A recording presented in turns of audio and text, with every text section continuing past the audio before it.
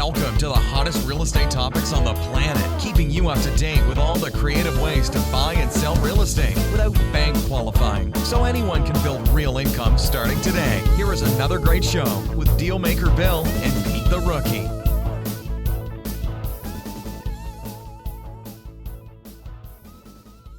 Uh-oh, it's time for another episode of Flipping Houses for Rookies. Did I wake everybody up, Peter? You started with uh-oh. Yeah, it's another episode of Flipping Houses for Rookies. That's what I think. Uh-oh. Yeah, so here's what I decided about this podcast. Because we give lots of information away. We do. We've kind of elevated a little bit because it's like advanced rookie material these days. Yeah. Because we give too much material away. It's not your normal podcast where they just fluff you around a little while and tell you to go try to make money, and then you go and try and do it, and you fall on your face full of cotton candy. Yeah. Boom. Cotton candy? Cotton candy, yeah. I was watching... come on now. Cotton candy's in my world. Look, don't get me started on cotton candy. There's a whole story. When I was a kid, we had a carnival in the backyard. We buy the cotton candy machine. We spend the entire, $14. It's working till the day of the carnival, 2 weeks later, and breaks. There goes the whole carnival. So, cotton candy, no. Sorry for the story. My story with cotton candy is the moonshiners. They were making cotton candy moonshine yesterday when I was watching it. Oh, jeez. Whoa. Gotta have some of that, Peter. I don't drink, but I'll have some of that. Cotton candy flavored moonshine?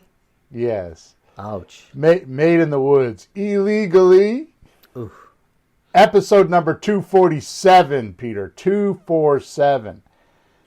Basics on how real estate makes money for rookies. Basics. Chances are you have a good idea with some of the ways real estate can make you wealthy. But I'll bet there are some ways you haven't thought of.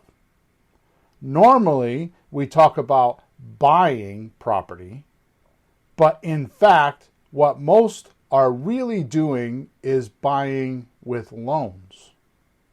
Yeah, yeah. Which means the bank owns the part of the property covered by the loan. That's right. What we actually do is control the title or the deed to the property. So when we sell the property, we are actually in control of the profits. Mm-hmm. That's right. The bank doesn't have this control. You do. Which is why we talk about controlling the properties all of the time. Unless we are using all of our own cash, we really aren't buying. We're just controlling. Mm-hmm. So how does real estate make money then? In this podcast, you're going to be able to connect the dots and see the multiple ways of profit basics. So you won't be confused with all the different strategies out there that are too complex. We are going to break it down so even a fourth grader, Peter, even a fourth grader can understand it. No disrespect to anybody, but I just wanted you to know that it's going to be pretty simple. Well, that's okay, Bill. Everybody in my family made it through at least fifth grade, so we're not offended. Oh, good. And we're you not still offended. have your... Yeah, okay. Then with this foundation, you can now start building your structure called Real Estate Entrepreneurship. Sounds good. Bada boom. So, now, you said at the beginning that we do advanced things, but then you said basics. But I'm getting an idea here that, just as an educator, once you dig really deep into something, you find the real simplicities. But it takes a lot of advanced kind of looking at it to really see the heart of it. And then it seems real basic, but man, it's kind of advanced how deep it goes and how simple it gets. Is it kind of like along those lines? Yeah, I don't really have much thought behind that. What I do have a concern with is that, and I would be willing to I don't know what I would do, but I would be willing to give a gift of some sort. I don't know what it would be. I guess it would be the day that I received the support ticket. If you send me a support ticket and let me know about the length of the podcast, because we're usually around 90 minutes, and we get pretty profound. So it seems based on my downloads, that's the right thing to do, because when we were doing podcasts that were 30 minutes long, we didn't have as many downloads. So I struggle with that all the time. Like, how long should the podcast be? What is comfortable for most people? And because this is a one-way flow, in other words, we speak to people we don't even know who we're talking to, because there's no way of knowing who's listening to us other than downloads. Yeah. Right? I don't know. So if somebody wanted to take the time and either go leave us a testimonial or send me a support ticket at flippinghousesforrookies.com, top right-hand side, hit the support ticket, then I will, just for your feedback, I'll send you something. I don't know what it would be, but I'll send you something. And I'm not usually greedy with that stuff. I'm usually pretty generous with that stuff. Mm-hmm. In any event, if you go into the description of wherever you found us, on the video, on the podcast, wherever it may be, you'll find a link in that description that has a few dozen helpful things for you to use in your real estate career. There's actually scripts in there, and there's videos in there, and there's documents in there that you can give to your customers. There's all kinds of stuff in there. So just click on that link in the description, and you will soon find yourself on Bill's Planet with a few dozen giveaways. They're all for free. The name of the page is called flippinghousesforrookies.com/free stuff, because it's all free stuff. Free but valuable. Yes, exactly. Very valuable. Also, I had this whole conversation with my new partner, Sean, the other day, and he's kind of berating me about how cheap all my stuff is, because he's been kind of around the block. And I'm like, yep, I get it. So anyways, the other thing is every Thursday morning, Eastern Standard Time, 9:30-ish or so, we actually live stream the recording of this podcast on Flakebook and ZooTube. And you can go there and check us out. If you're already subscribed to my page, you'll get some sort of a notice saying that we are recording. You can also go on there and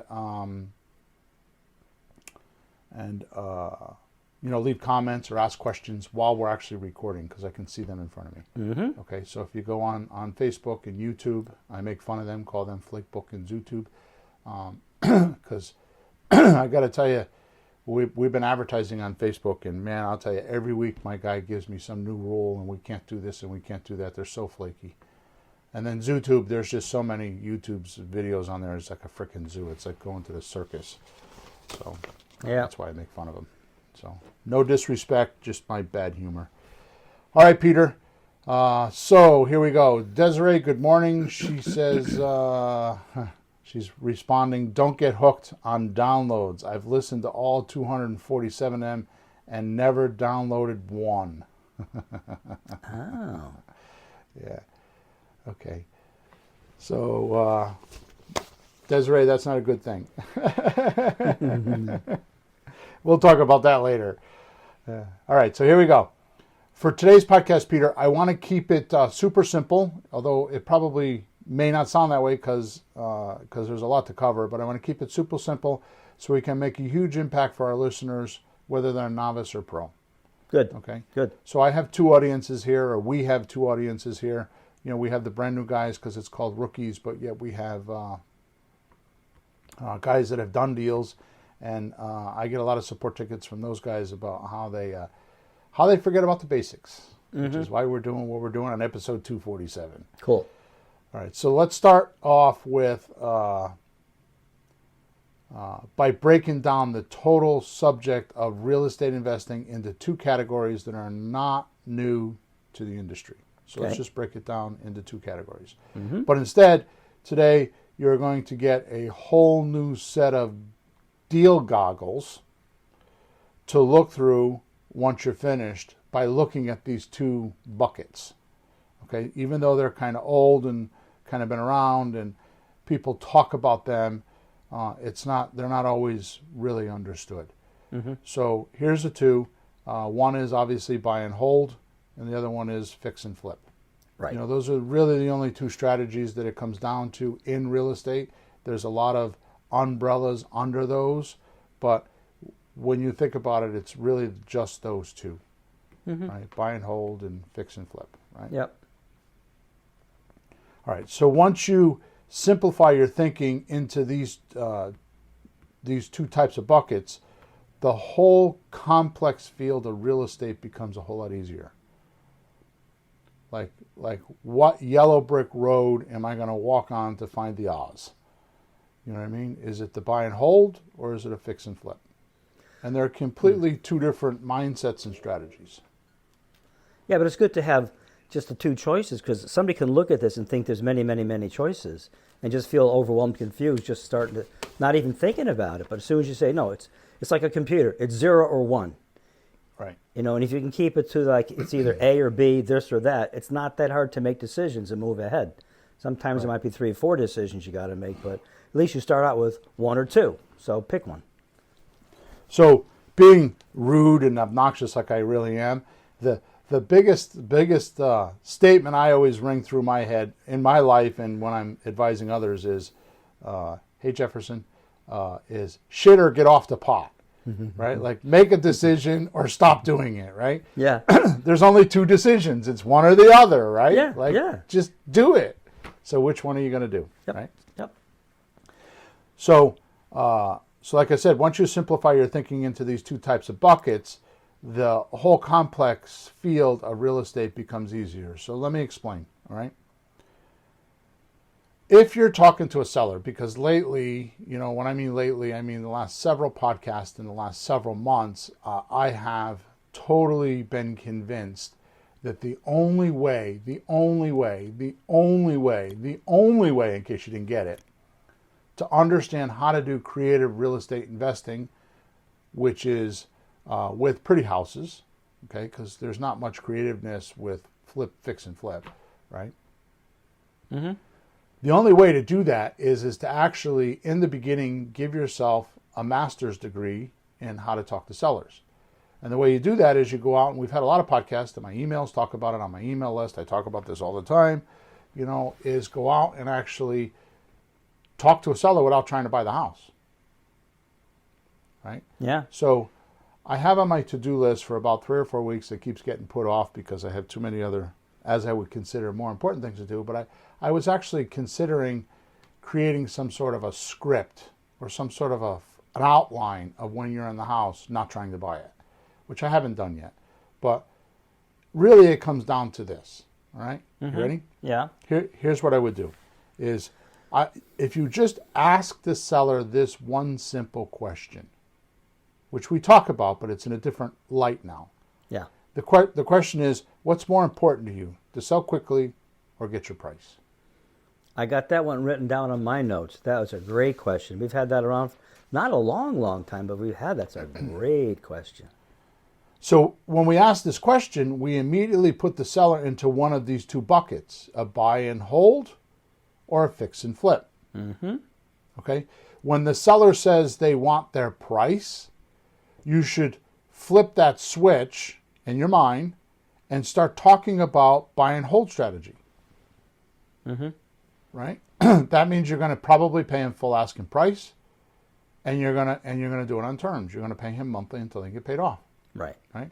I mean, my motto, and you know this, and I don't even know if it's a motto, but I say it over and over again. I'll pay whatever price you want for the house. I'll overpay sometimes $50,000 as long as you let me pick the terms. Mm-hmm. Right? So many students and so many newbies and so many humanoids, because they think, like if you go over episode 246 about thinking, you'll realize that it's not all it's cracked up to be, right? Dangerous. The mind is a dangerous thing. Yes. Period.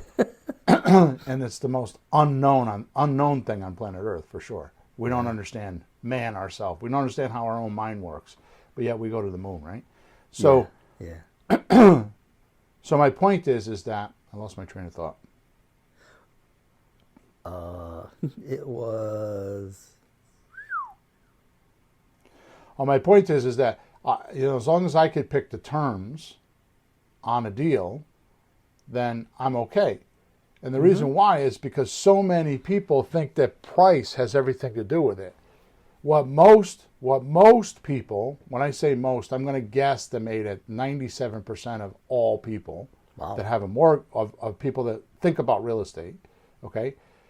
They don't realize that, because we do this in seminars, right? I say to somebody in the audience, like, this is a trick question, so make sure you think about it. Make sure this is a trick question. I'm going to get you right now. How much did you pay for your house? And it doesn't help because they tell you what the they'll price tell me, was. okay, so I paid $140,000 for my house. Okay, I understand that. So let me ask you this question. How much do you pay per month for that house? Without the taxes and insurance. I don't know. I pay $1,000 a month. Okay, just guessing. Sure. Just making up numbers. Sure. Okay, so take $1,000 a month times 30 years. Right? So, that's what, 300 and, let me do the math. 360. Right? 60 months, yeah. So 12, So that would be $360,000. $1,000. He said 140, but he's really paying 360. So yeah, his initial purchase was 140, but he paid 360 if he went the whole 30 years. Yeah. So he didn't pay 140, he paid 360. Right? So my point in bringing this up is that you get stuck on what am I paying for the house, and that's just horsepucky. It just because you could make so much more money. My favorite seller is the one that's stuck on price, and I sneak in the back door and I make a monster deal with cash flow, or lack of down payment. Yep. Okay. So the two buckets are buy and hold or fix and flip. And that's what we're going to stick to today. So when the seller says they want their price, you would flip that little switch in your mind and you would start talking about buying and holding. Right? You're going to start talking about lease options and, rent to own and all that kind of stuff, right? Right. Although this is done with pretty houses that doesn't require repairs or money in the deal, right? Right. We do have ways to do these deals, these deals on rent to own if we need to put money into the deal. Okay, I'm going to talk about that a little bit later, but it's not just rent to own, is what I'm saying. Yeah. Right. See, most people think that the pretty house business is left to the realtor and the bankers. And that's where a huge mistake is, because if you dive into the pretty house business, you're going to realize, well, first of all, let's just kind of come off script here. We're not really in the real estate business anyways.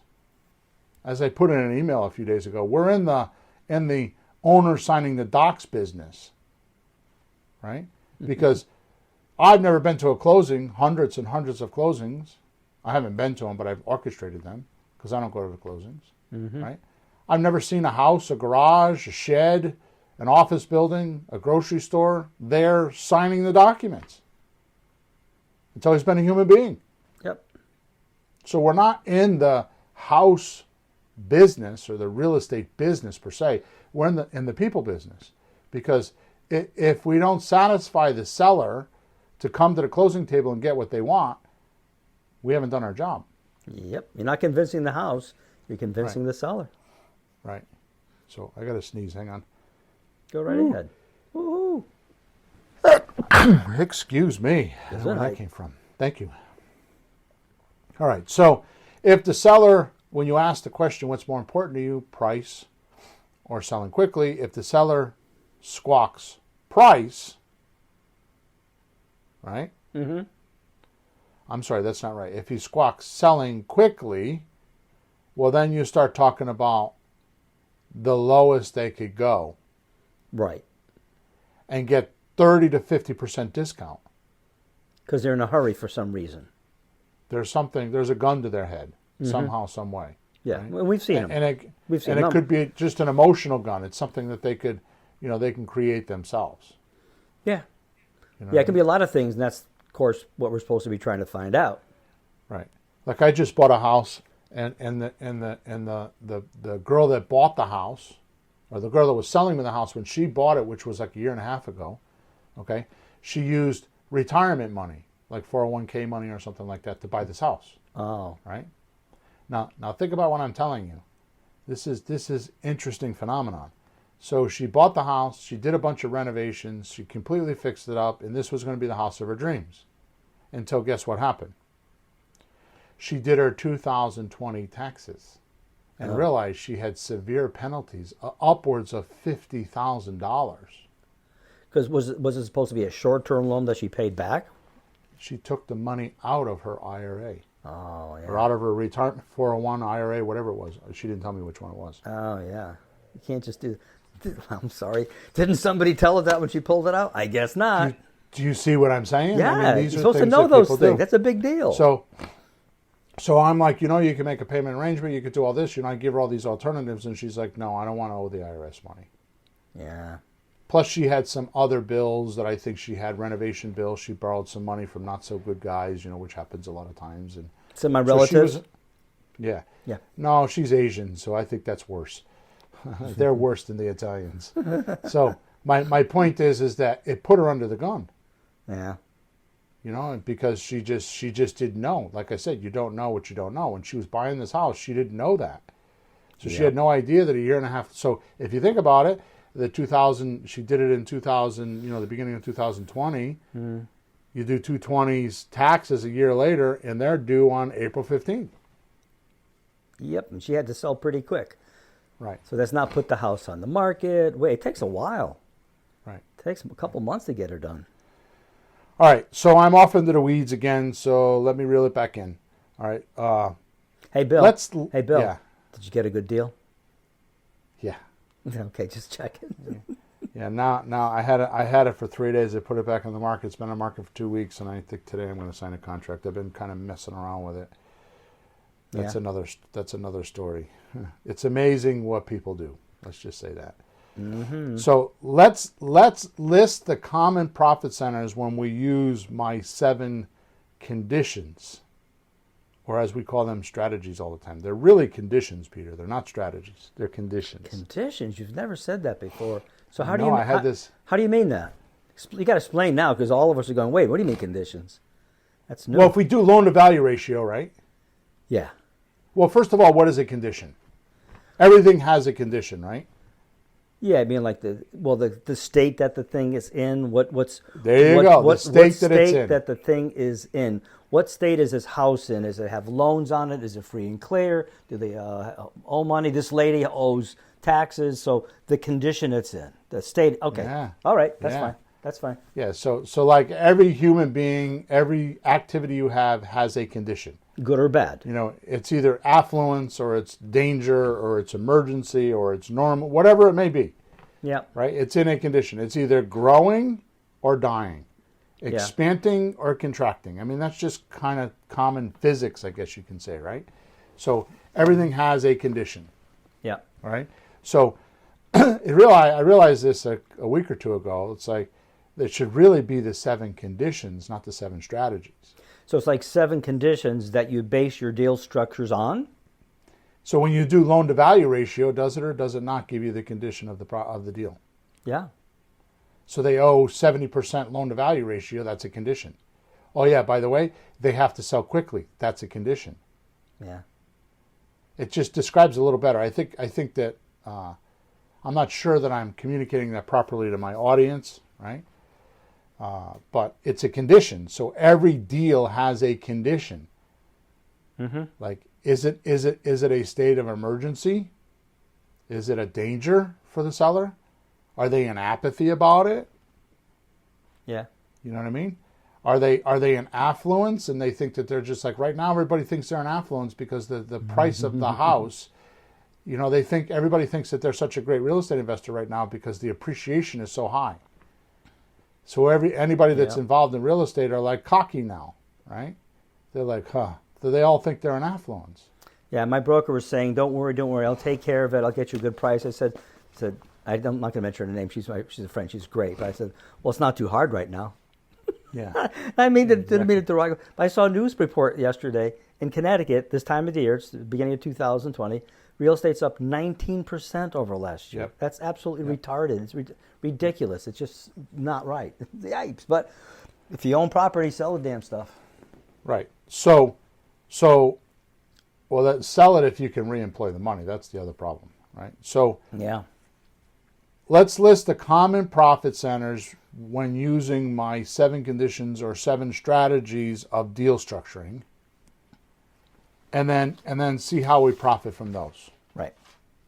By the way, if this is your first podcast, or if you've not been around or haven't done it yet, and it's your first time hearing about these 7 strategies or 7 deal structures or whatever you want to call them, or have some confusions about them, like if you don't completely understand a slot deal, or if you have some confusion about getting the deed deal, which is subject to, just hop on over to flippinghouses4rookies.com and get right as soon as you scroll down. You don't even have to scroll down. There's a pretty girl there holding money to the left.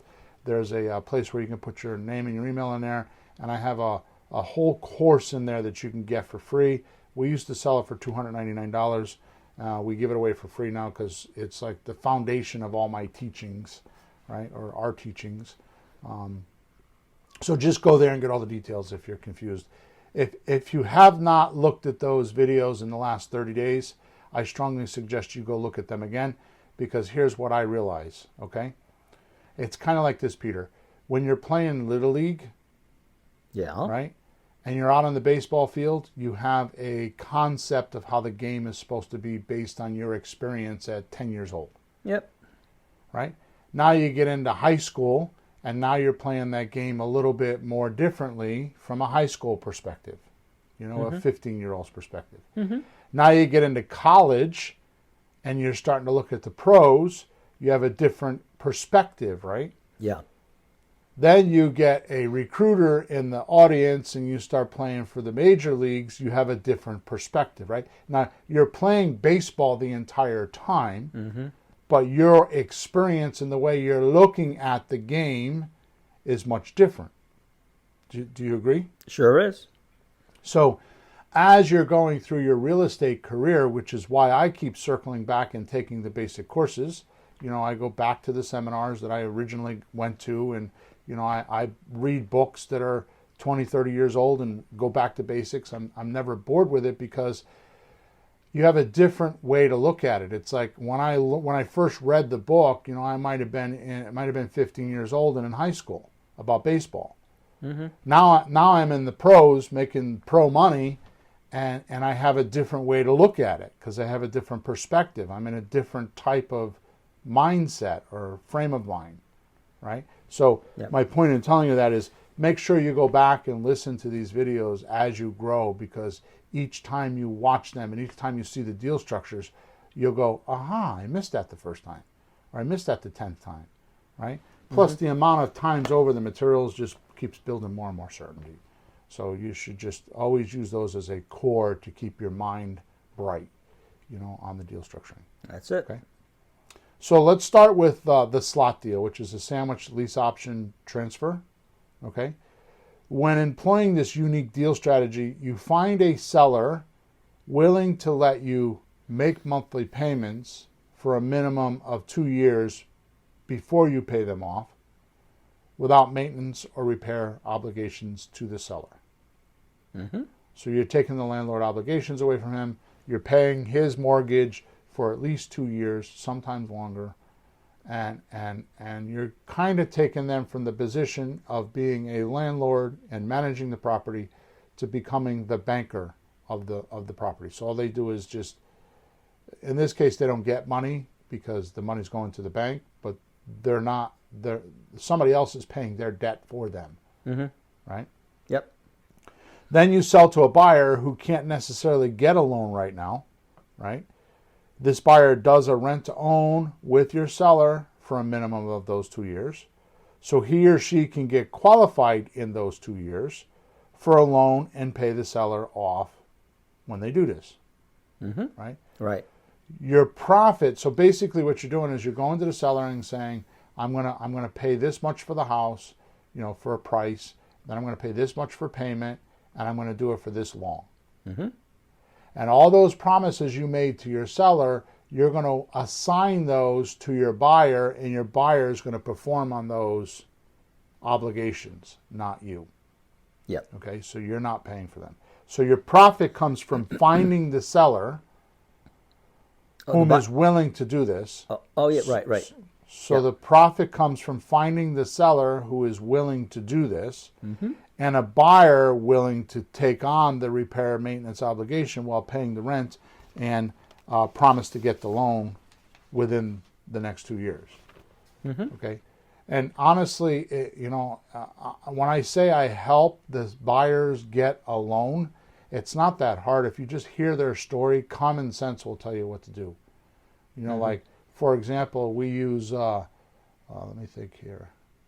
His name he's got 2 first names. It's something Steven, I think. It's Bedrock Credit Repair.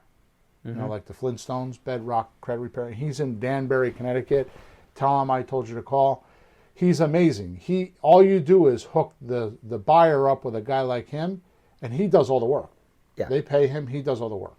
Okay. Which, by the way, I strongly suggest something I didn't do for many, many years is when they qualify and they get into the house, have them go to an FHA mortgage lender or a broker and try to qualify for the loan and find out where the black strikes are and work on those. So get them disqualified immediately, and then have those blemishes passed over to Bedrock, and have him help them with it, and then you're the hero, right? So basically, you're getting an option to buy, right, from your seller, which makes you a minority equity partner. Okay, Right, so because you paid him some money. Yeah, so now you are legally allowed to get fees for doing the matchmaking with your seller and your buyer, because you found the seller, you found the buyer. So just what you're saying. So what happens is when you get an option agreement, which is the right to buy something, right? So the seller is giving you the rights to go sell this property. That 1 or 2 page document, depending on which one you use, is technically giving you an equity share in the property. And I'm going to go over this in a minute, but you don't need a license because of that, right? So when you talk profit now, profit monthly, and profit later, we only have profit now in this deal, not the other 2. Right? Because you're just going to make your fee and you're going to walk away. Yep. Right? But these slot deals are for people that, the sandwich lease option transfer are for people that have properties they can't sell because they owe too much, or they owe what it's worth. I mean, if you have a $100,000 piece of property, right, and it's worth $100,000, there's going to be between 12 and 15% closing costs, right? You're going to have at least 5 or 6% for a realtor or do your marketing. You're going to have at least 3% for negotiating, because it's rare that most people will pay asking price, although we're in a little blurb with that right now, but it's not normal. Yep.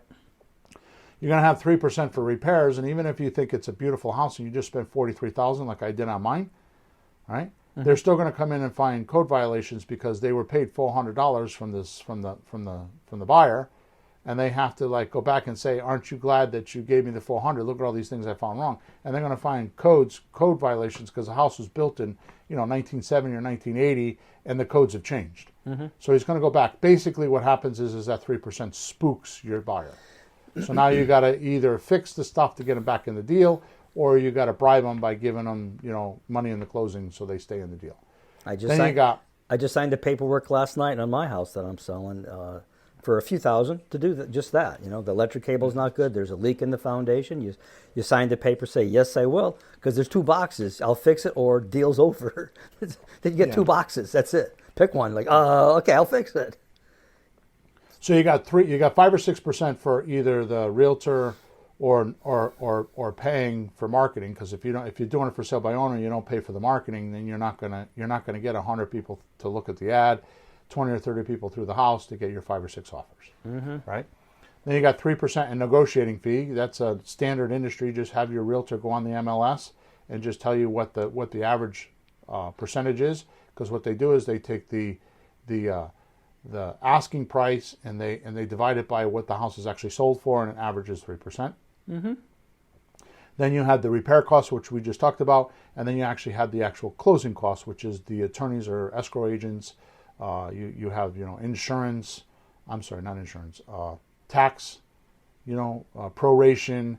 You have the conveyance tax. That all adds up to 3%. So you got this guy that's got a $100,000 piece of property. He owes $100,000. It's worth $100,000. Well, he's only going to get probably $85,000 or $90,000. He's got to come out of pocket with money and doesn't have it. He's stuck with the house, and he becomes an accidental landlord. Doesn't want to be a landlord. He's just paying for it because he over leveraged the property. Yep.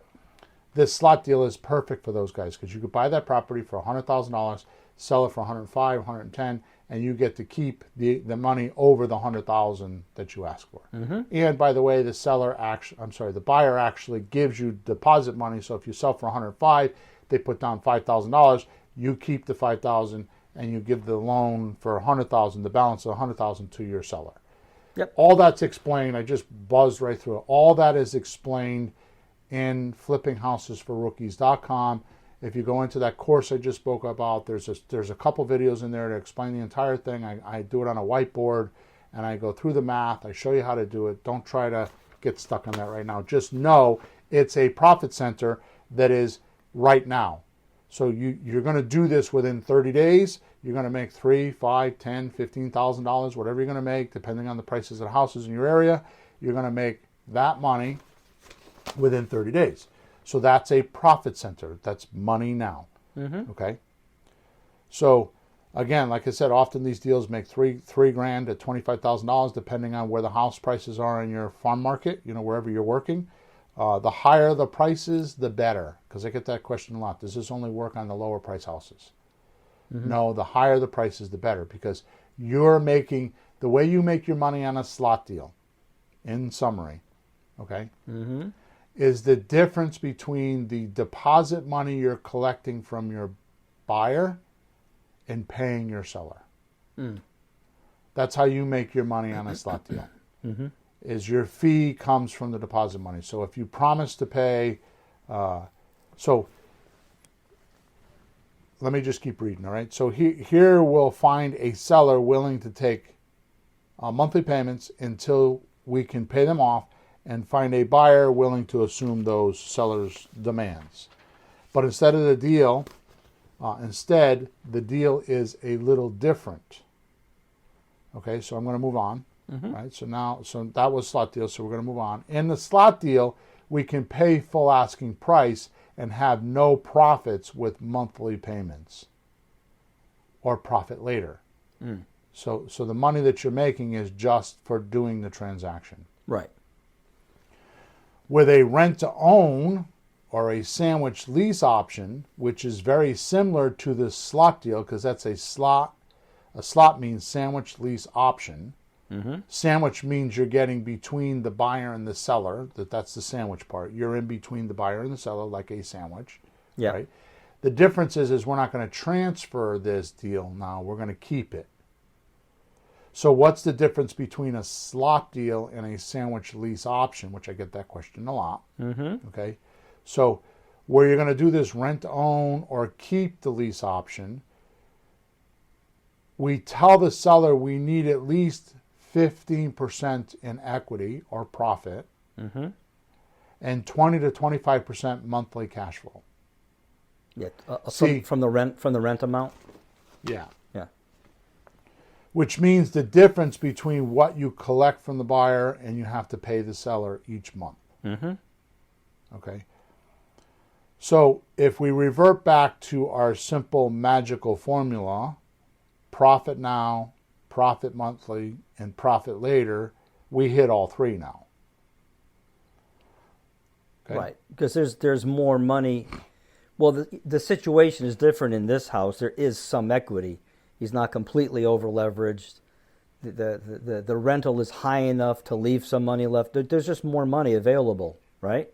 Right. So if you listen to enough of our podcast, I will tell you throughout the 246 podcasts we've done already, is you must have equity in your property the day you buy it. Yep. Unless it's a slot deal, you don't have equity, you create the equity. So if you're going to sell a $100,000 house for $105,000, which, by the way, why would a buyer pay $105,000 for a $100,000 house? Right? That's a simple explanation. The simple explanation, which I was supposed to do later, but if we're going to pay $1,000 for a computer and pay cash, if you were to buy my computer for $1,000 today and pay cash, right? You paid $1,000. But if you swipe your credit card and make payments over the course of 24 months, you paid more than $1,000, right? Sure. That's how this buyer is going to do it. Okay, they know that this is the American way. I didn't make this up. Okay? Right. I also think if they're in a bit of a bind, they can't buy a house. They're not qualified. Right.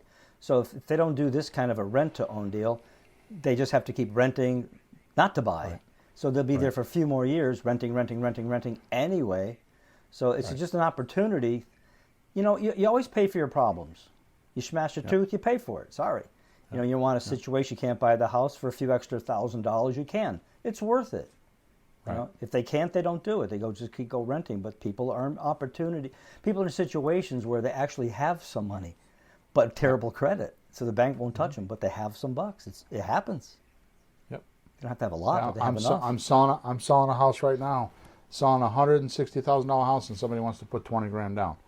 It's what their credit score is 580, but they got $20,000. Yeah. You know. Yep. All right. So in this deal, we have money now, which is the non-refundable option consideration deposit that we collect when they rent, right? That the buyer pays. The reason why they're paying the option consideration deposit is so they have exclusive rights to purchase. So they're locking this property up for 2 years. Right. And they had the right to purchase. They also had the right to not purchase. Right? So our profit, of course, is the difference between what we pay the seller and what we collect from the buyer. Right. For deposit. Right. So many confuse my creative real estate transactions with no money down. Right? When in fact it is none of your money down is really what it is. It's not no money down, it's none of your money down. Right. So if you really take a look at how do you get money for real estate, I mean the 4 places to get money from real estate, which we talk about in other episodes, is the bank, is a hard money lender, a private lender, and the buyer. So in this particular case, we're getting the money from the buyer. Right? So when in fact it's none of your down payment money, it's the buyer's down payment money. So if the seller wants down payment, just make sure that it's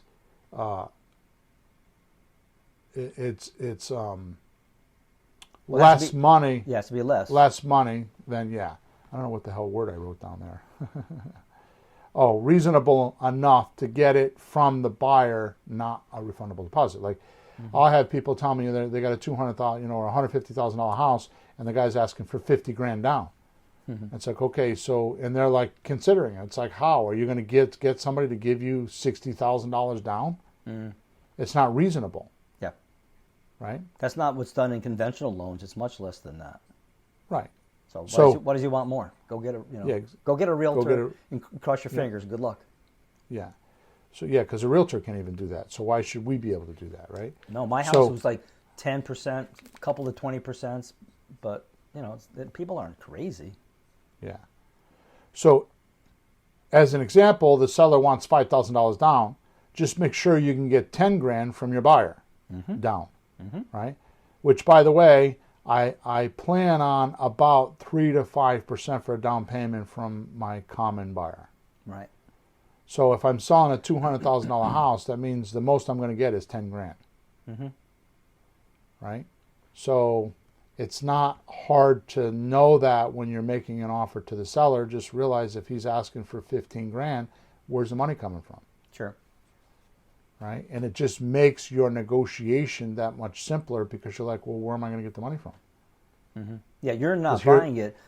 A buyer is buying it, and you're finding them. Right.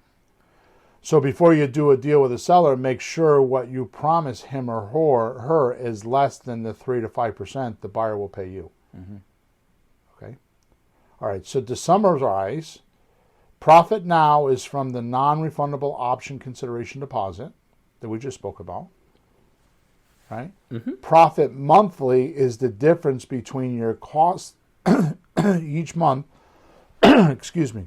Profit monthly is the difference between your cost each month and what your buyer pays you. So if your taxes, insurance, mortgage payment, all that is $1,000 and you're collecting $1,500, then obviously you're making $500 a month, right? Yep. Then the profit later is the equity in the rear of the deal, in the exit strategy. So profit later is in the exit strategy, or the difference between what you promised to pay the seller, or you paid the seller, and what the buyer will give you once they get their loan. Right.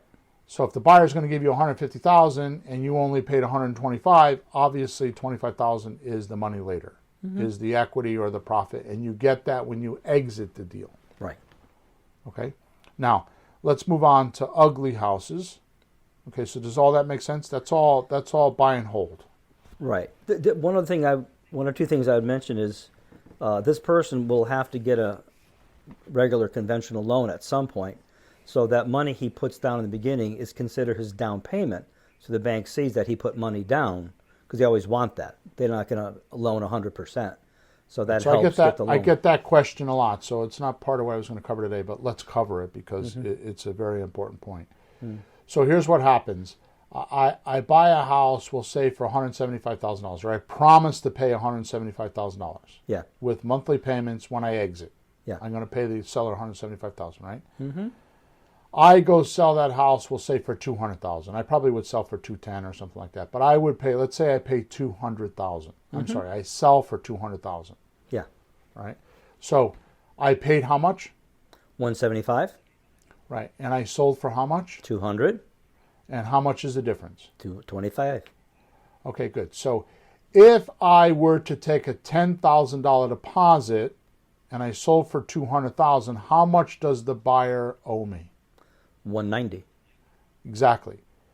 So here's what happened in most cases, unless you do some other different things, which we're not going to talk about today. But here's what you got to realize is how much money did you make on this house? What was the profit? What's the difference between the $175,000 and the $200,000? Well, it's $25,000. And you took a $10,000 deposit, so that means you took $10,000 of your $25,000 profit now. Right. And there's $15,000 in the back ender when you exit. Right? Okay, so when you write the deal up for the bank, the purchase and sales contract, you're going to say, I sold for $200,000. They gave me $10,000. They only owe me $190,000. Right. It could be 5 years after they gave you the $10,000, they still owe you $190,000. It doesn't matter the time. So when they go get their loan, they're going to say to the banker, I need $190,000 plus my closing cost. And the math on the purchase and sales agreement is going to read that way. Right. Yeah, I just wanted to point that out because you need to have some money down when you buy a piece of property, and that counts toward that deposit. Right. So when I do my math, if you watch me on some of my whiteboards or my monthly meetings or the training videos, if you notice, I don't count in the results section. I never count the deposit money as a profit because it's part of our exit strategy profit. It's part of the $25,000. It's just when do you get paid for? You get paid now or you get paid later. Right, and you can't count it twice. That wouldn't be right. Right. But you get it. Yeah, and you put it all together. You add up everything you got. It's decent money. Cash flow. Which by the way, when I learned from Ron LeGrand, and he used to do that. He used to count the money twice. Oh, really? Yeah.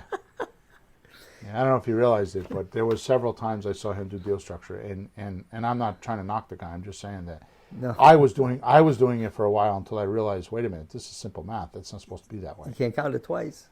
Right. You can try, but no. You can't. Hey, you know what? You definitely can't spend it twice, so you can't count it twice. Exactly. All right. Yeah, I just want to throw that in case somebody All wondered. right, so let's move on to the ugly houses, which are most commonly called the fix and flips. Yep. Right. These are not always ugly houses, by the way. This took me, believe it or not, a bunch of years to learn, and I thought it was my knuckleheadness. I thought it was me being a dumbass. Huh. Because I could be that way. Because I like things too simple, and sometimes it just gets confused, and I just get lost in the confusion because later on I find out that somebody had some complexity that they thought it should be in there. Like, for example, I was doing a transaction with Sean the other day, and he had this formula. And it's like, where the hell did you get that? It's like we're doing an owner financing, and it's not wrong. It's actually a pretty cool idea. I'm not knocking it. I'm just saying that I just didn't understand it, because he was like, we're going to get owner financing. It's free and clear, so we'll pay the full asking price. We'll take 15% off for our profit, and then calculate how much 4% is. And ironically enough, it came back to just what the full asking price is. So I'm like, why don't we just pay the full asking price? Why do you have to do all that complex math? Well, he's an engineer and he's a brainiac, and I get it, and it sounds good, but that's just not me. I'm not saying you can't do it. It's just not me. Yeah, I get it. You know what I mean? Okay. It's like why do hard money lenders charge 12% APR, annual percentage rating? Because it's a percent a month and it's easy to do. Yeah, it's easy. That's why it's 12%. Calculate. Yeah. Right. So that's my kind of thinking. So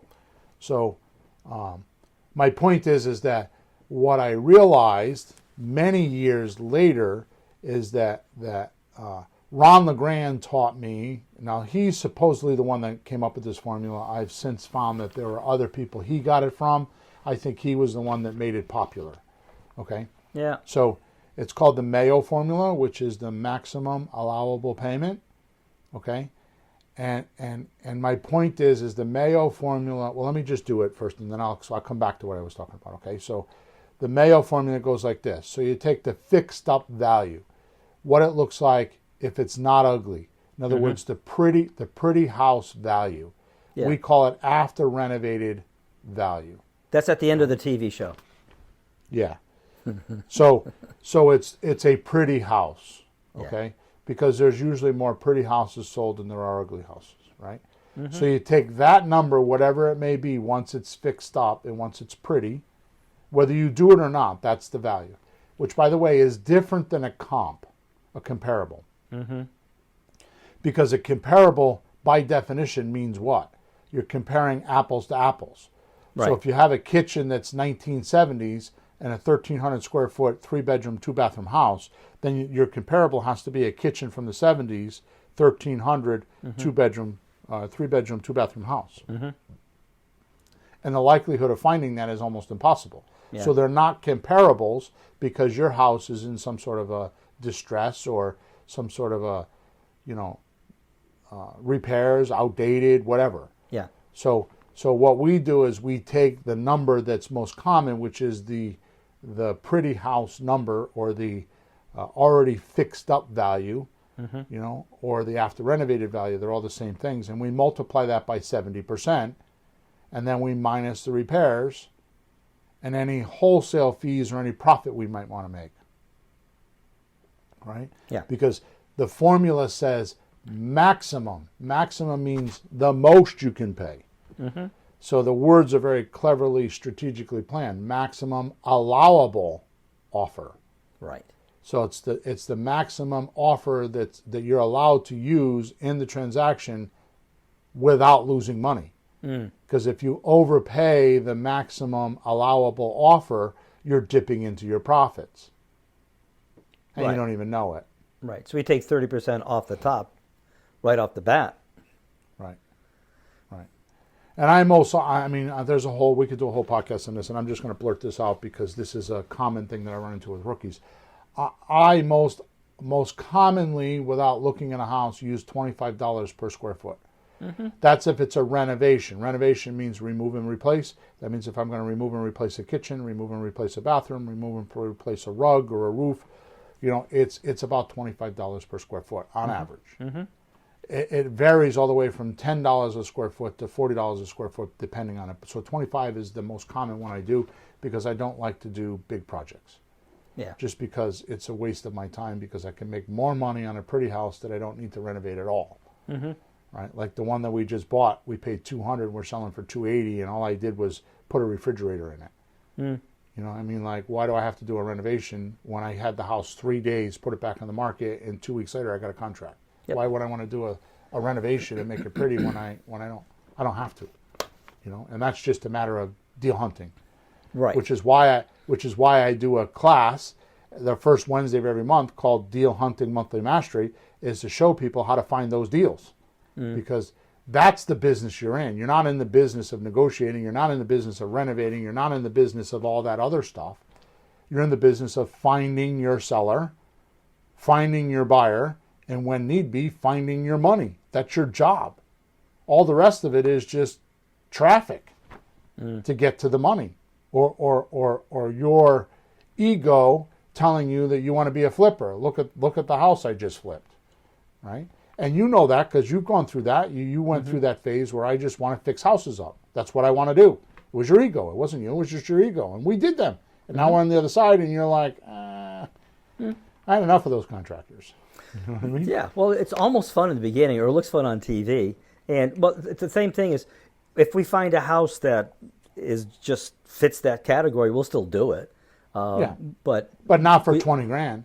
Huh? I mean, the last one not for 20 grand. The last one we did like $93,000, right? It was like yeah. It's if you're not gonna, I'm not going to fight for those deals. No, if you're going to spend that much time dealing with it, you want a good profit because you can make that on the other deals. You're spending more effort, attention, creativity on finding them on the rent to owns and those type, and you spend more effort on fixing them in the other way.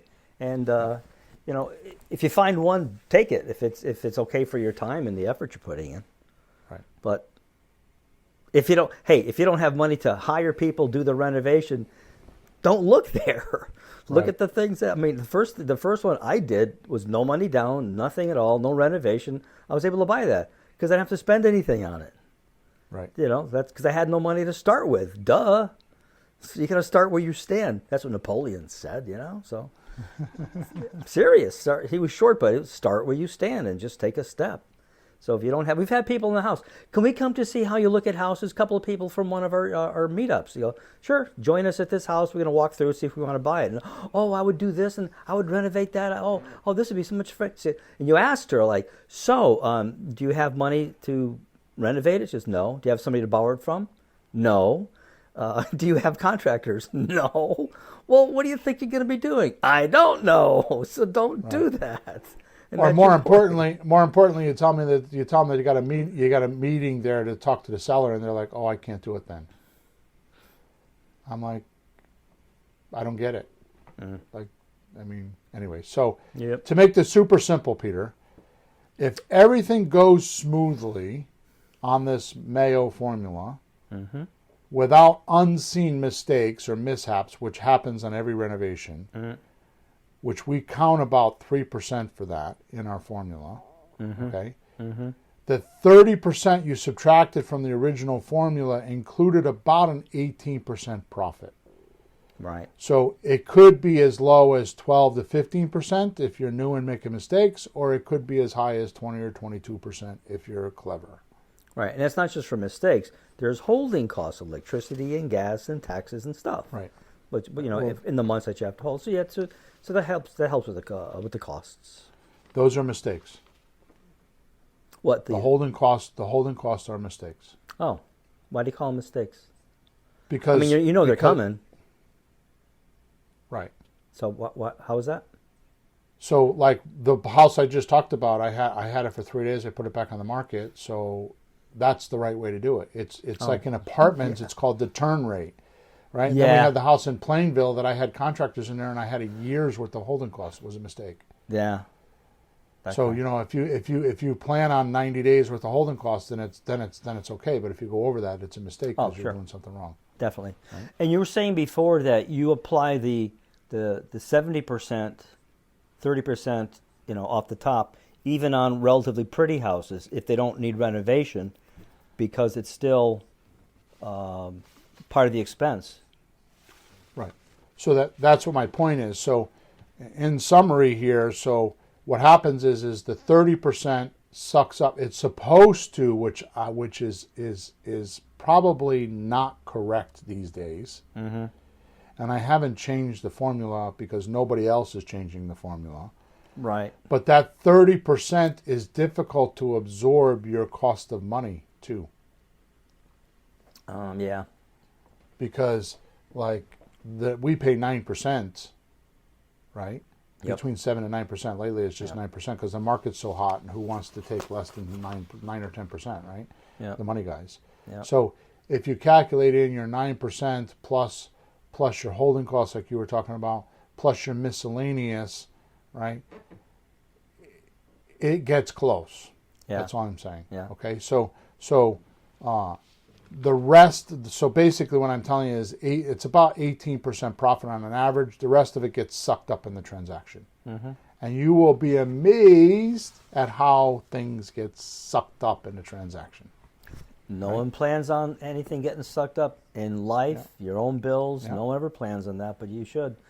I read a book by a guy who's a pretty good sales type of fella, and he said you should figure out how much everything you owe comes out to each month, and then add like another quarter or another third or something on top of that. Because the stuff, who plans on the car breaking?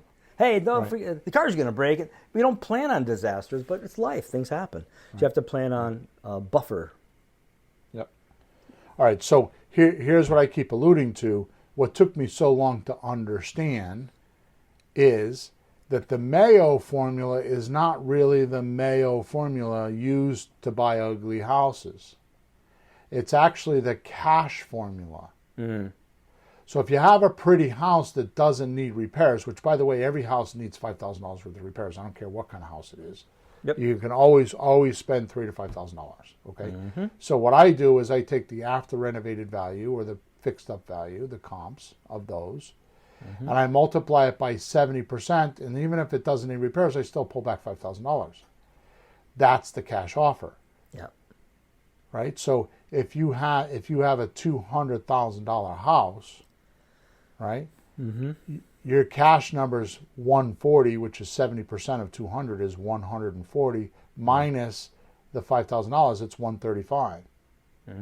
Now, why do you do that? Because of the cost of the money, the holding cost, all those numbers. That 30%. Think about what we're saying, because we just talked about that. That 30% doesn't include your repairs. It includes the cost of the money, it includes the holding cost, it includes your profit, it includes all the same things that you have in an ugly house deal in a pretty house. Yep. The only thing you're taking away is the renovation. Because you don't have to do a renovation. But all the other business portions of the trend, the attorney and the negotiating, and because one thing we don't talk about in that 30% is how much does it cost you to sell it. Yeah. Right, so you have to have the cost to sell, you have to have the cost to buy, you have to have holding cost, you have to have the cost of the money. There's a lot going on there. Gee, Bill, they don't seem to talk about that on the television. I know. A couple of shows do. Minus holding and closing costs. That's rare though. They give you these big fat numbers like nothing, like none of that stuff actually even happened. Right. Like no, it happens. Right. Go look at your bills coming in the mail in your own house. Tell me if you don't. And we only know that because you and Jesse. We only know that because you and Jesse did a TV show, and that's the numbers they asked for, and we're like, those are not the right numbers. No, those are the numbers we're going to use. And it showed we made like $43,000 on that house when in reality I think it ended up being like 18 or 22 or something. It wasn't that much money. It was like half of what they said. Okay. Yeah. All right. So let's. Where am I at? Okay. So let's move on to one of my favorite deals. Okay. So we were in buy and hold. Then we just went through fix and flip. Now we're going to go back to buy and hold. And the reason why I'm doing this is because I'm trying to make the point here that buy and hold is a much more profitable business than fix and flip. Because you're going to be able to buy properties that need repairs and pass them on to your buyer as a fixer-upper. And you can come out of the repair business. B, you're going to get your seller or some form of a seller to finance you, so you don't have to go look for money often. Or you can get short orders of money from your private lenders, people that have IRAs or other real estate with with equity in it. Most of the time, those private lenders are right under your nose. And the way you find private money is find a deal.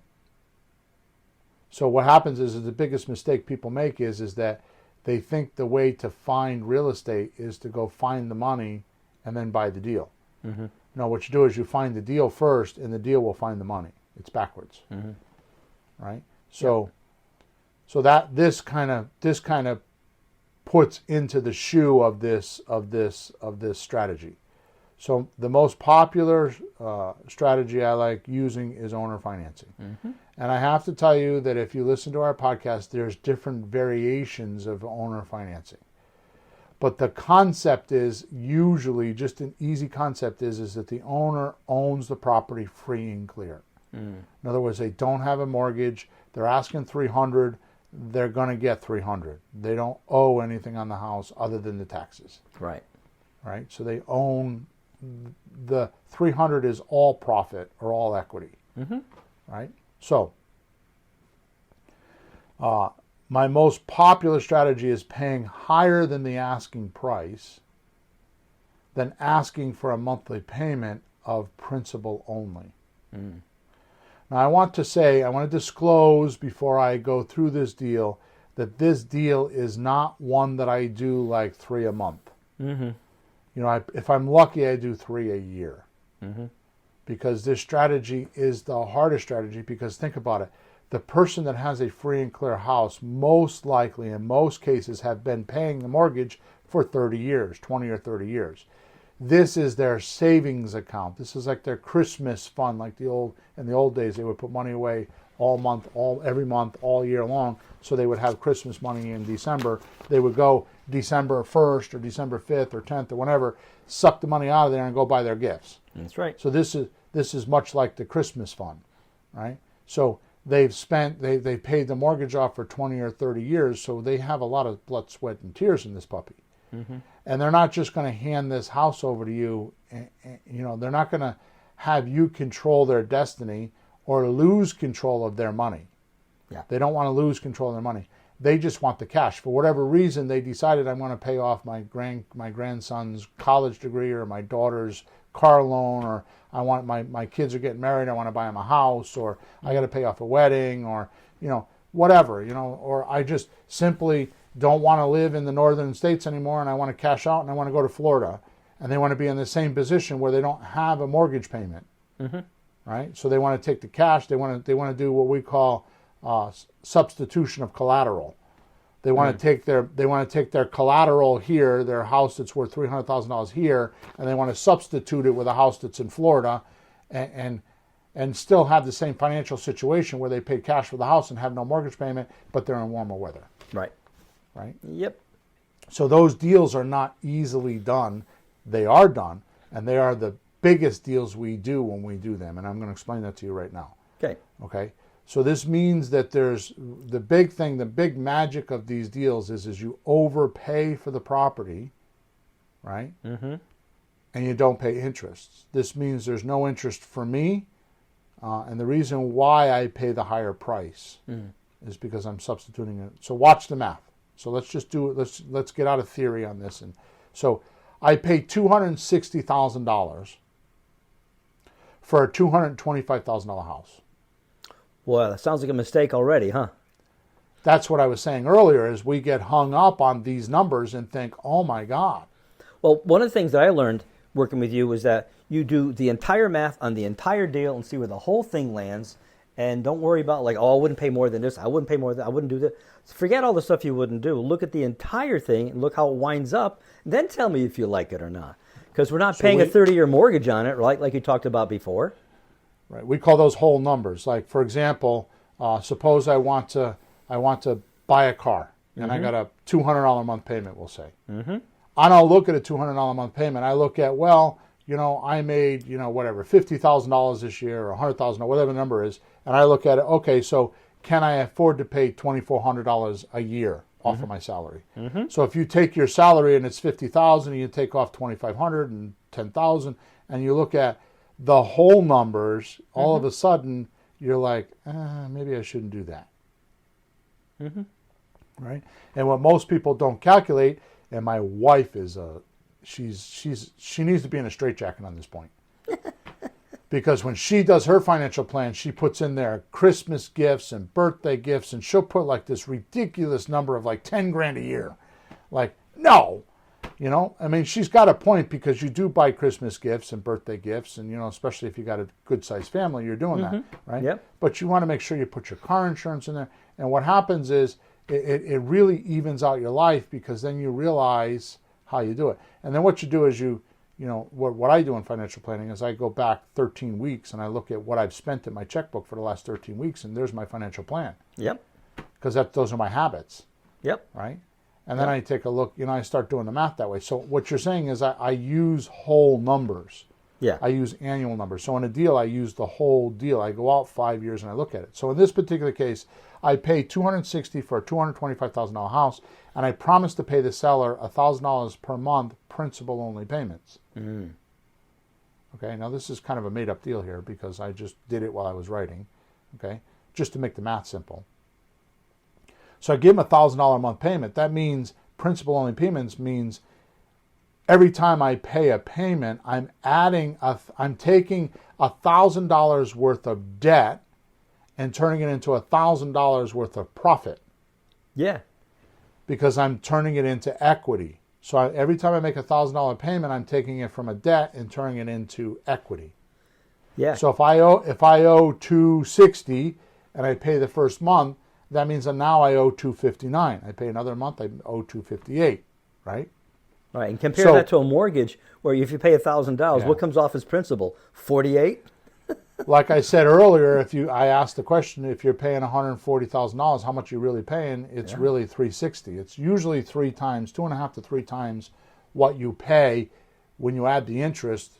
Who was it? Einstein or one of those guys? They asked him on his deathbed, what's the best invention he ever said? And he said compounded interest. Sure. I forgot which one it was, Einstein or Edison, or one of those guys. Yeah, but paying principal only, which I'm doing on a property, instead of 30 years, you pay it off in 10. Yeah. That's a huge difference. Or in some of the properties we're buying in Akron, Ohio, it's 6-7 years. Yeah. It's less, and it's paid. All right. So the real magic is my buyer is paying me that $1,000 plus taxes and insurance, right, in a rent payment. Yep. So all the renter gets for their $1,000 a month payment is use of the property. It's not coming off his bill, is it? AKA renting. Yeah. They're renting. Renting means use of. You go to Home Depot and rent a tiller to till your garden, you're using their tiller. And you're paying $159 for the day or whatever the number is. You're borrowing it. You don't own it. So this rent to own is rent to own. It's not a layaway plan. Right. The money isn't coming off the house yet because you don't own it yet. You haven't gone through that hoop. Yes, Desiree. So that's what principal only means. She said, finally, thank you. That's why I'm doing the basics. Oh, really? Because I notice in the coaching group there are some things that people think that we talk about all the time, but they really don't get the concept. So principal only means that every time you make a payment, you reduce your bill. Right? Yeah. Now, if you don't own a house, look at your credit card. You'll see how much comes off the balance, but look how much you paid in interest. So one is principal coming off the amount you owe, and the other is the interest. I could tell you, talking out of school here, that a lot of people, it's not uncommon for somebody to have a $10,000 credit card bill. It's not uncommon, and your payment's $500. Yep. Out of the $500, you're probably paying high 2s, low 3s in principal. So almost $200 a month goes to interest and fees. That's right. Okay, so we're not doing that. So what we want to do is we have a $10,000 credit card bill. We want to send them $500, and they take $500 off our bill. So this is like having a 0% credit card. Exactly right. There we go. Exactly There's your right. comparison. Exactly. If you don't own a house, haven't seen that, just think of like a 0% credit card. It all comes off, and when the interest comes back, you don't like it, do you? Exactly. Yeah. So if this happens for 60 months or 5 years, right? I'm paying my seller $1,000 a month, so I've paid him 1,000 times 60. I've paid him $60,000. So at the end of 5 years, I owe the seller $200,000. But how much does a buyer owe you? He still owes the $260,000. Oh, sweet deal. Right? So now, if we go back to our simple formula of profit now, profit monthly, profit later, results would look like this. Mm-hmm. Right? Actually, I sell for $240,000. Mm-hmm. Okay? Buyer gives you a 3% down. Now, how much did I pay? But you sold for less than you paid the seller? I might do that. That's the point that I'm making here. You I can. normally wouldn't You do can. that, but in this case, I bought for $260,000. Yeah. I sold for $240,000. Sounds like you did it wrong both ways. You bought too high, you sold too low. What kind of real estate guy are you? Come on, you don't have any idea what you're doing. But watch how the numbers go. Go ahead. Do the numbers now. So the trick there is that the seller can't cash you out too soon. I'm sorry, the buyer can't cash you out too soon. You have to run your term. Right. So you can't let them go less than 5 years. That's the trick there, right? So I bought for $260,000. I sold for $240,000, right? Mm-hmm. I got 3% down, which is the lower. I probably would get 5% on that house, but 3% down is $7,200. Yep.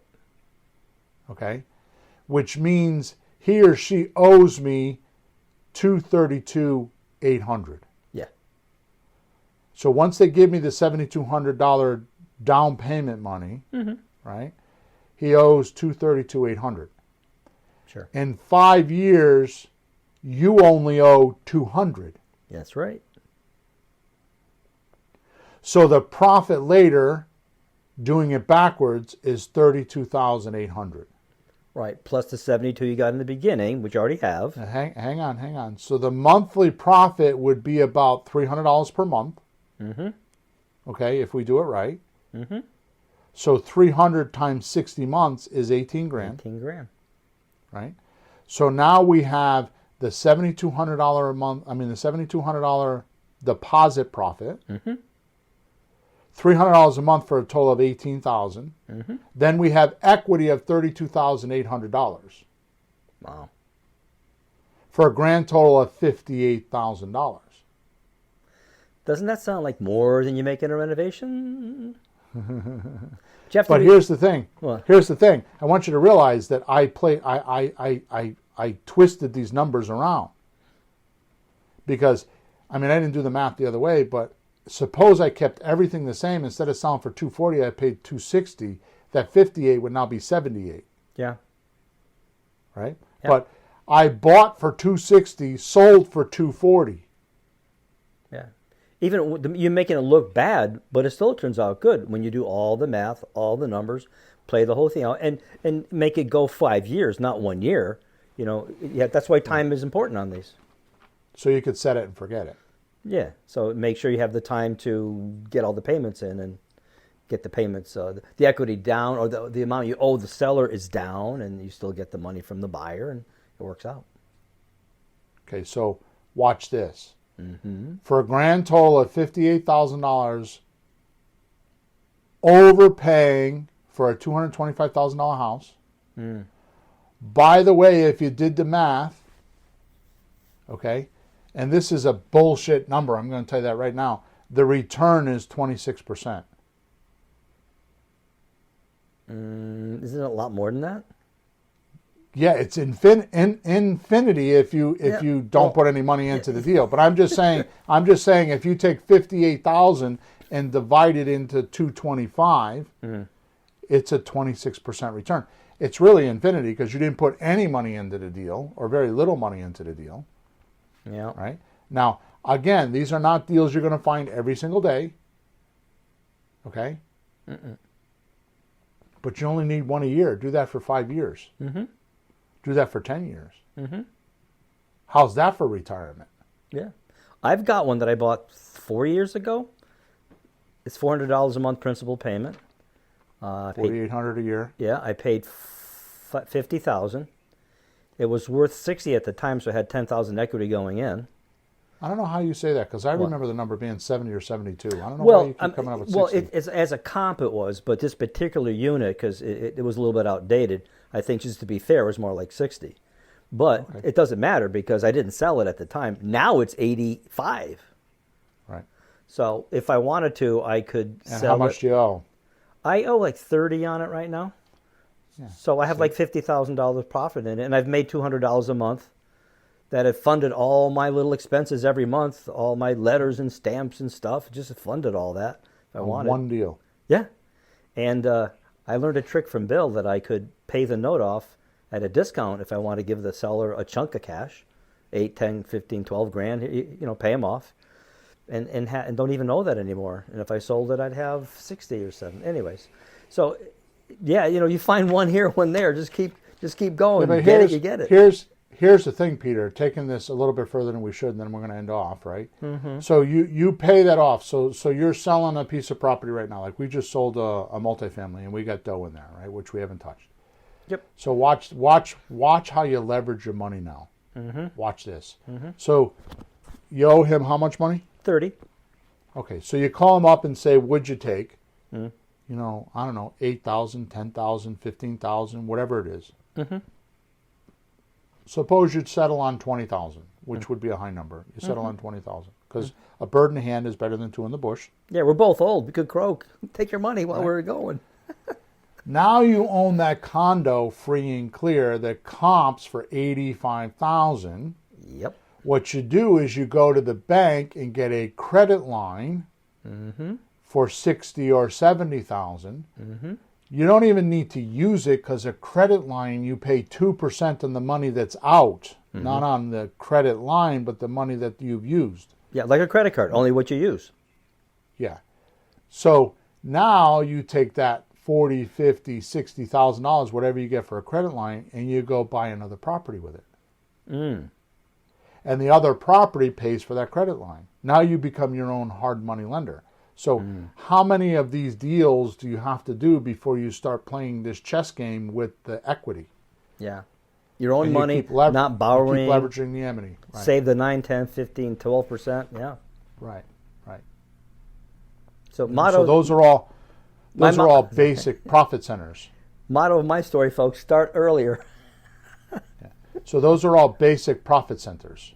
Yeah. Those are what we're talking about. Those are advanced strategies. But as you start off buying these slot deals and doing these lease options, the easier deals, you'll soon start falling into these other deals, and you'll start to see these other profit centers. Right. Okay.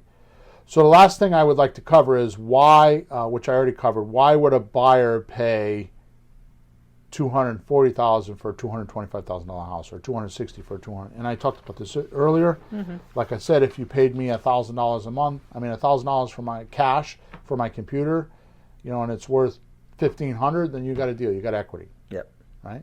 But if you don't have the $1,000 and you swipe your credit card and you pay it over 24 months, you're going to pay more than $1,000. Mm-hmm. And in today's society, that's a given. In the American population, that's a given. We do that all the time, right? You go out and buy dinner, and it costs you $60 for dinner, and you don't pay the bill at the end of the month, and that dinner just now costs you $70, or whatever, right?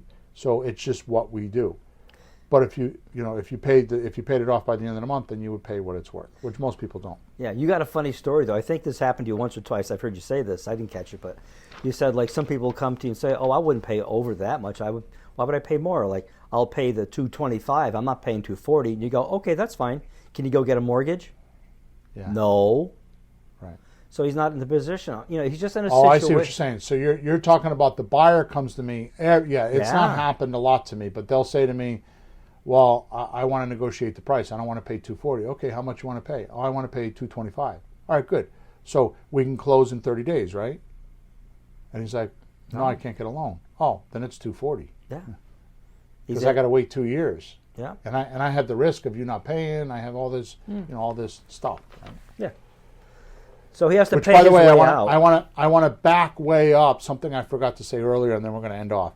So the difference, so one of the things that I do, the difference between a slot deal and a lease option deal. What's the difference between those? And I told you the difference is that the slot deal you don't stay in. You just get your fee and you get out. And the lease option deal, the sandwich lease option, you get 15% worth of equity and 20 or 25% worth of cash flow.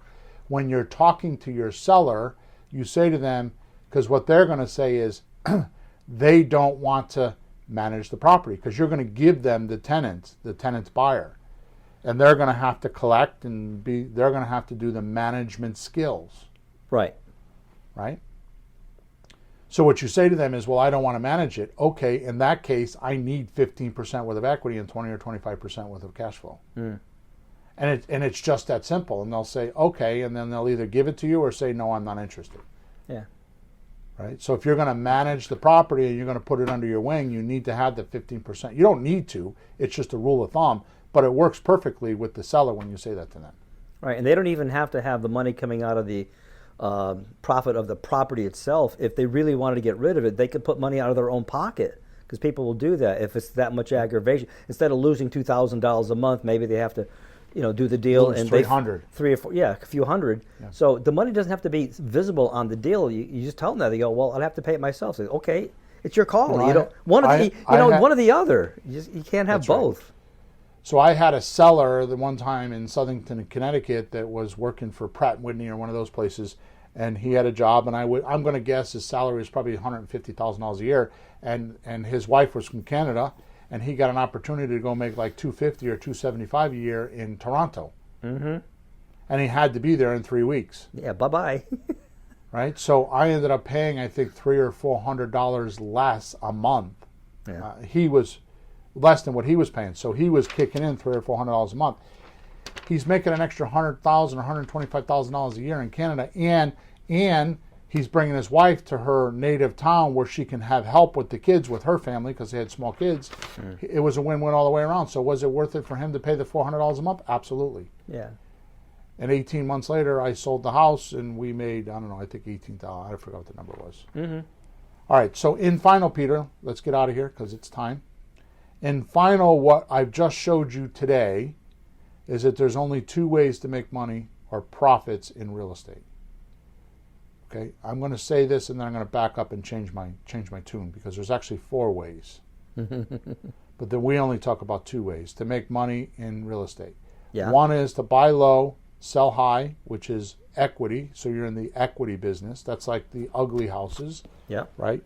You're doing an equity play, right?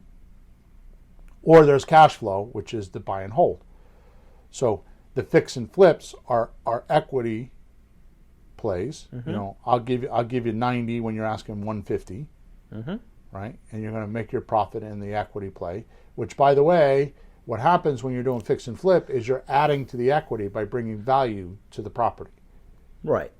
Right, so that you're adding value because you're going to do the repairs and you have the resources and the money to do that, because a lot of sellers don't understand that the buyer doesn't have the deposit money and the repair money and the time to do all the renovations. Right? We're in a give me now society, right? Yeah. So, and when you bounce this concept off of the profit now, profit monthly, and then profit later idea, you have the basic foundation of structuring any type of these deals that you can imagine. So if you kind of put it in the bucket of is it a buy and hold, or is it a fix and flip? And where's the money now, where's the money monthly, and where's the money later? It will guide you into the right deal. It'll be like a magnet, a magnetical force just like gravitating you or sucking you to the right force, or to the right place, I mean. Right. Right? Because if you just kind of juggernaut those numbers and just keep playing with them, you'll realize that you can do that, right? And then all the creative real estate stuff that we talk about in all our podcasts and all the stuff on my website is when you start getting into the advanced modules like the owner finance deal that I was just talking about, where you pay $260 and sell for $240 and still make $58,000, right? I mean, that's advanced. I get that, but I just wanted to bring that about because most people try to do addition and subtraction. And that works as long as you're just dealing with apples and apples, right? Yeah. But when you start getting compounded interest and fees and all these other things we're talking about today into the deal, it obstructs the deal. And you don't even know it. Much like, anybody do that drill today. If you have a mortgage, take your taxes and interest out of it. Just take your mortgage statement out, take your taxes and interest out of the payment, and then just multiply that, what you're paying in principal and interest, multiply that by the amount of term that you have left, or the amount of term on your loan. If you got a 30-year loan, then multiply it by 30. If you got a 20-year loan, multiply it by 20. And that's what you're actually paying for the house. But it's insidious. It happens kind of like under your nose, and it's not blunt. You don't see it. It's kind of like secretive in the background. It's unspoken. It happens so much you don't think about it. Right. What'd you pay for the house? You can say, well, what was the price of the house? That's one thing, but what you pay is something else. Right.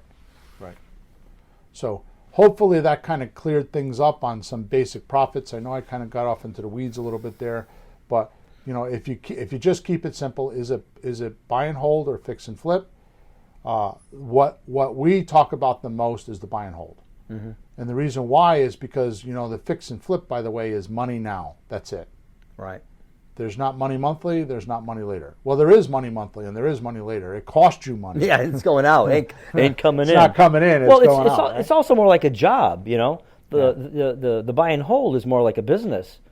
There's less work. You can't just buy one and sit. You buy one, you get a little money. You buy another one, you get a little money. In the long run, it all starts coming in, because those numbers don't happen in 6 months. These numbers that go over 2, 3, 4 years. But it's called investment. Have a little patience. People buy stock and they wait. They put money in a 401k and they wait. This is along those lines. But you just keep buying and adding to your portfolio, and it builds. Time changes everything. It do. So in my final statement, I leave you with this. Okay, I leave you with this. Mm-hmm. If you even think that there's a difficult decision on buy and hold in fix and flip type of career decision. Mm. First of all, I don't let that happen, because I just cast my net, and when I drag the fish in, I keep the ones I want to keep and I throw back the ones I don't want. But I would like to leave this parting thought with you. Every single area, every single market is changing. It's either expanding or contracting. It's either going up or it's going down, meaning the prices are going up or they're going down. Mm-hmm. Every single area, custom to you. Your neighborhood is one number, your city, your state, your county, whatever it may be. It's going up or it's going down. Yep. So it is safe to say, Peter, it is very safe to say that if you farm in one area, in one field, if you're farming in one field with boundaries, your career is going to encounter ups and downs. So you're going to constantly be fighting with, I can't buy a house right now because they're too expensive and people are overpaying.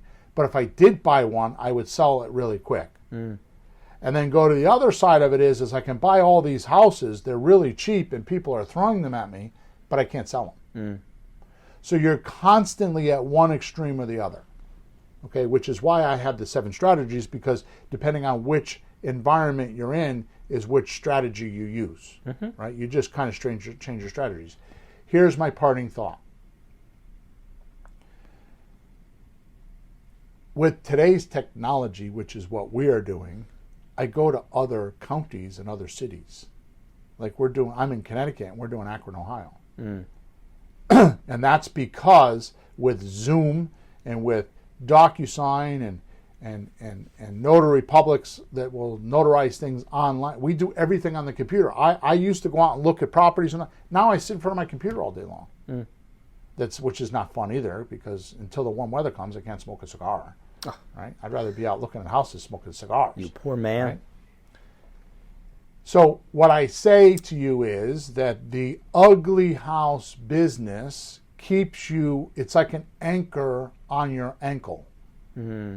because it's gonna be difficult for me to do a renovation in Akron, Ohio, when I can't go to the job and inspect it. Now, yes, it can be done, and yes, people teach that stuff, but I'm just saying that it's not as easy. Where if you're doing pretty houses and you're taking over mortgage payments and you're doing this buy and hold routine like I'm talking about, it's much easier to do it virtually. Yeah. Because what you're buying and selling is the money, is the rights. The difference between what the banks owe. So what you're buying and selling is the owner's profit or their equity, right? And if you do some of the things we're talking about, and you do rent to own, and you don't have deeds in your name and obligations, you can pull out anytime you want. And these transactions are much easier to do because of the less complexity. Where when you have to, get permits and pull floors out and dumpsters and all this stuff, buying lumber, all this stuff that's very territorial in cost, it's very difficult to do. So I'm not discouraging you from doing a fix and flip. I'm just saying that nowadays it seems like the pretty house business is expanding because your territory is expanding. Your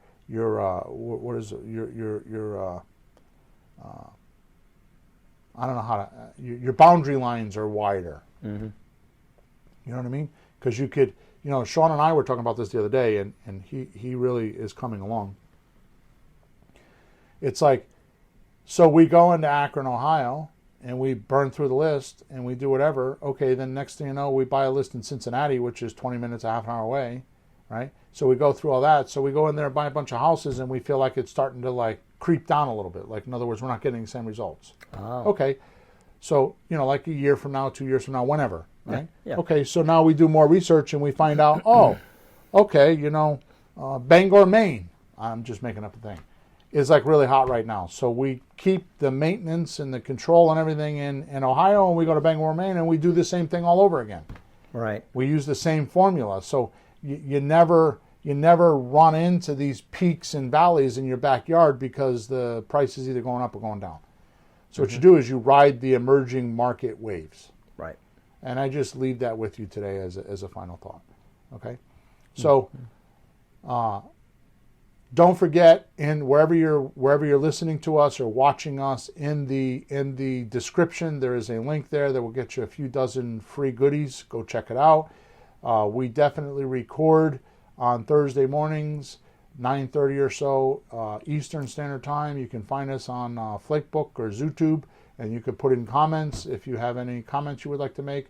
And of course, if you have any questions and would like to speak to me personally, go to flippinghousesforrookies.com/support, or just go to flippinghousesforrookies.com. Top right-hand side, there's a support link there. I answer all the support tickets. Sometimes it drives me crazy, but I do it, and it's never more than a 24-hour wait. Okay?